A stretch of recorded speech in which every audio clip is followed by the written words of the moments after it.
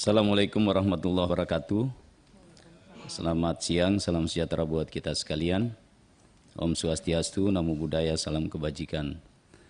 Bapak Ketua dan seluruh anggota yang saya muliakan, Pak Menteri dan seluruh jajaran, Ketua KPU, Ketua Bawaslu, Ketua DKPP, dan seluruh jajarannya. Yang pertama, karena ini hal yang sangat penting, berkaitan dengan hak rakyat dan hak daerah, dan hak politik rakyat dan hak politik daerah, maka kehadiran revisi Undang-Undang Pemilu dalam bentuk revisi Undang-Undang ataupun Perpu ini menjadi sebuah keniscayaan yang harus dilakukan. Nah, pada kesempatan ini tentu karena dulu kita semua bersepakat bahwa revisi Undang-Undang Pemilu dan Pilkada tidak dilakukan, maka sebaiknya kita konsisten terhadap apa yang telah kita sepakati. Maka pintu satu-satunya saya kira Pak Menteri adalah Perpu, supaya kita tidak inkonsisten dalam hal ini.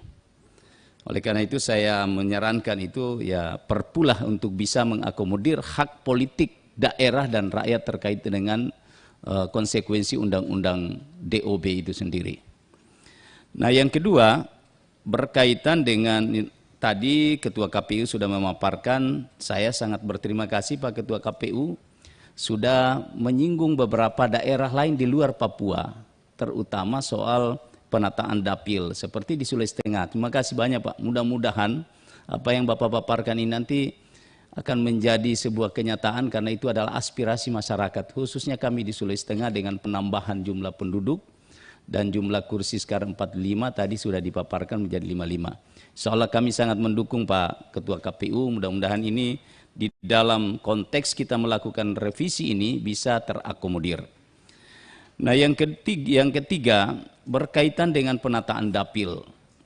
Kita tahu persis bahwa kehadiran daerah otonomi baru ini di Papua tentu membutuhkan persiapan yang tidak sedikit waktunya Pak Menteri. Sementara kita sekarang sudah dikejar dengan waktu, kita sudah memasuki masa tahapan pemilu, sementara DOB yang baru ini juga sementara berpacu untuk melengkapi seluruh kelembagaannya, menata kelembagaannya.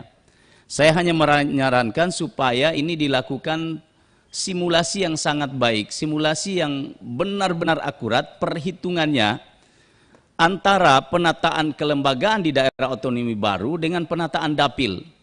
Sehingga tadi apa yang disampaikan Pak Lahugua itu tidak terjadi. Sehingga nanti pada pemilu ini kita tidak terkesan tiba masa tiba akal, asal jadi, tapi kita inginkan sebuah pemilu yang berkualitas juga terjadi di daerah otonomi baru ini. Itu yang ketiga. Yang keempat, ini saya kira di luar konteks sedikit, tapi kebetulan ada Pak Menteri dan kita juga sedang membahas soal DOB tadi. Saya ingin mengingatkan kita kepada Pak Menteri bahwa setelah kita membahas tentang DOB Papua, sesungguhnya Pak Menteri ibarat anak-anak, negara ini sedang menyuguhkan gula-gula Pak Menteri yang membuat orang ngiler tuh di daerah lain. Di Indonesia ini saya kira banyak sekali juga DOB, calon DOB yang juga sama statusnya dengan Papua. Keterbelakangan, ketertinggalan, ya, kemiskinan itu hampir sama. Dan saya ingat sekali Pak Menteri mengatakan waktu itu bahwa tujuan kita memekarkan Papua ini adalah dalam rangka percepatan pembangunan karena Papua itu tertinggal, termiskin, terluar dan sebagainya. Kalau kriteria ini menjadi ukuran kita, maka sesungguhnya di luar Papua banyak sekali daerah yang sama. Maka oleh karena itu pada kesempatan ini saya hanya mengingatkan kepada Pak Menteri dan seluruh jajaran bahwa amanah undang-undang tentang pemerintahan daerah mengamanahkan bahwa selambat-lambatnya 2 tahun setelah undang-undang pemerintahan daerah 2014 itu diundangkan, maka pemerintah wajib mengeluarkan peraturan pemerintah tentang desain besar penataan daerah. Dan itu yang sampai hari ini belum dilakukan oleh pemerintah.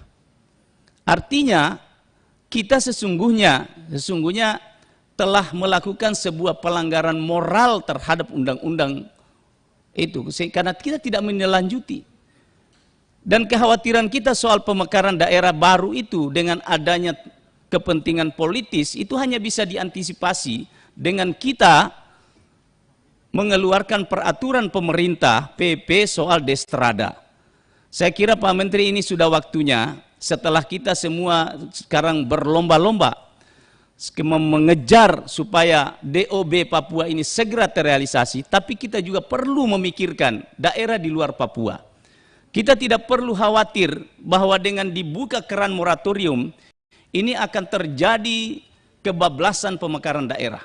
Sepanjang desain besar penataan daerah ini kita lakukan dengan sangat baik, saya kira tidak akan ada lagi pemekaran ke depan karena pertimbangan politik dan sebagainya, tapi semata-mata karena pertimbangan pelayanan, percepatan pembangunan dan pelayanan masyarakat di daerah yang tertinggal, terluar, termiskin, terkebelakang itu. Dan itu banyak sekali Pak Menteri. Kemarin saya dengar informasi di forum rapat ini, ada 100 lebih usulan DOB baru di luar Papua. Dan saya kira ini kita tidak usah khawatir Pak Menteri, sepanjang kita laksanakan dulu amanah ini, kita buka ini. Kita tidak perlu memaksa Presiden untuk membuka moratorium. Tapi kita selesaikan dulu kewajiban amanah undang-undang yang mengatakan bahwa desain besar penataan daerah harus ditetapkan dengan peraturan pemerintah. Saya kira itu sekedar bahan yang saya ingin sampaikan menjadi pemikiran kita semua. Semoga ini bermanfaat. Terima kasih. Wallahu musta'an. Assalamualaikum warahmatullahi wabarakatuh. Waalaikumsalam.